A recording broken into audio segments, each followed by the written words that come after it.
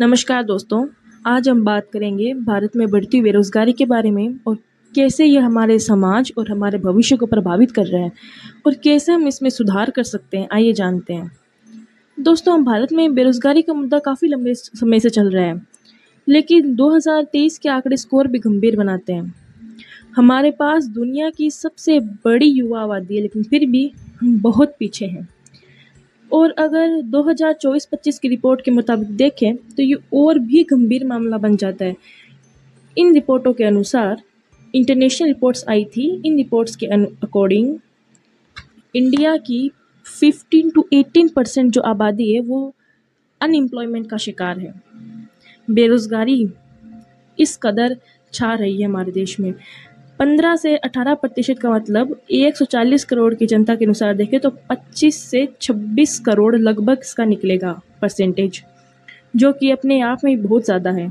इसका मतलब है कि देश के लाखों करोड़ों लोग, खासकर युवा, अपने लिए काम नहीं ढूंढ पा रहे हैं। सोच रहे होंगे कि जब इतने सारे लोग पढ़ाई लिखाई कर रहे हैं तो बेरोज़गारी क्यों?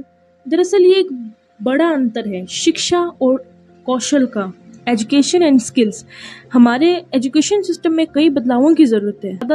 ज़्यादातर यूथ को टेक्निकल स्किल्स की ज़रूरत है और जो मौजूदा शिक्षा प्रणाली में ठीक से नहीं मिल पा रही है। मुझे यकीन है कि आपने सुना होगा कि भारत में स्किल्ड वर्कफोर्स की कमी है, यानी जो नौकरियां आती है उनके लिए योग्य लोग बहुत ही कम है। इस कारण कई अच्छे मौके मिलते हुए भी हम उन्हें शामिल नहीं कर पाते। अब इसमें कुछ ना कुछ कोरोना महामारी का प्रभाव है। और जब बात बेरोज़गारी की हो तो हमें कोविड-19 महामारी को भूलना नहीं चाहिए।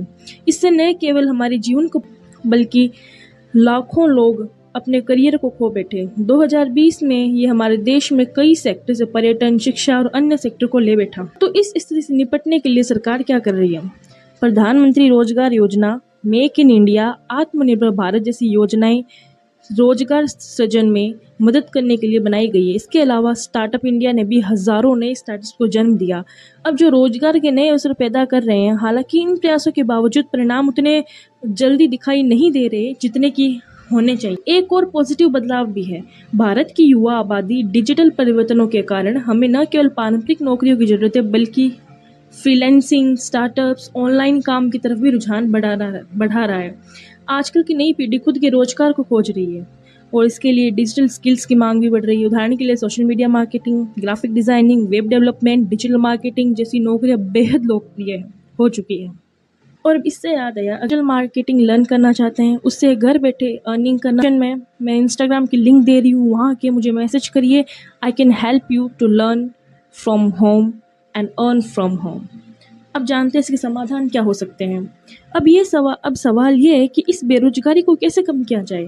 सबसे पहले हमें शिक्षा प्रणाली को सुधारने की ज़रूरत है ताकि बच्चों को तकनीकी व्यावसायिक स्किल्स मिल सके। इसके अलावा स्टार्टअप्स को बढ़ावा देना, फ्रीलैंसिंग प्लेटफॉर्म्स को आसान बनाना, मेक इन इंडिया जैसी योजनाओं को सही तरीके से लागू करना बेहद ज़रूरी है।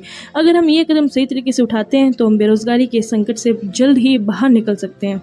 तो दोस्तों, बेरोजगारी का एक बड़ा मुद्दा है, लेकिन ये हमें निराश नहीं करना चाहिए। हमारे पास ताकतवर युवा शक्ति है जो दुनिया को बदलने की क्षमता रखती है और हमें सिर्फ सही दिशा में काम करने की ज़रूरत है। अगर आपको इस वीडियो में कुछ नया दिलचस्प लगा हो तो लाइक, सब्सक्राइब ज़रूर करिए। कमेंट में बताएं आपके हिसाब से बेरोजगारी कम करने के लिए कौन से कदम उठाए जा सकते हैं। जय हिंद।